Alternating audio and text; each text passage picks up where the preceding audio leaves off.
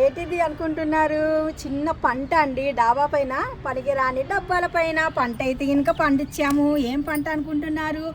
Fresh అయిన కొత్తిమీర, మెంతం కూర రెండైతే కనుక ఈ పనికిరాని డబ్బాలు అనేసి పాడేయకుండా కొద్దిగా మట్టి వేసుకొని మనం కొద్దిగా అలాగా రన్ చేసుకుంటే కనుక మంచిగా మనము ఎప్పుడు కావాలంటే ఫ్రెష్ అయిన ఆకు అయితే కనుక మన చేతిలో ఎక్కువ రోజులైతే ఏమి ఉండదు అండి. ఇది టైము మనకు జస్ట్ కొత్తిమీర అయితే 15 రోజులు పడుతుంది.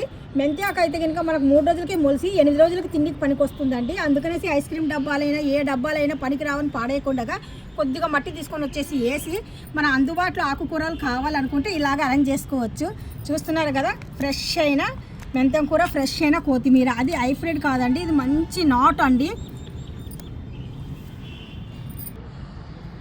ఈ వీడియో మీకు డెఫినెట్గా నచ్చే ఉంటుంది. నచ్చినట్టుగా అయితే కనుక జస్ట్ ఒక లైక్ అయితే చేయండి, షేర్ చేయండి, కామెంట్ అస్సలు మర్చిపోకండి. మీ ఒక కామెంట్ నాకు చాలా చాలా ఇంపార్టెంట్.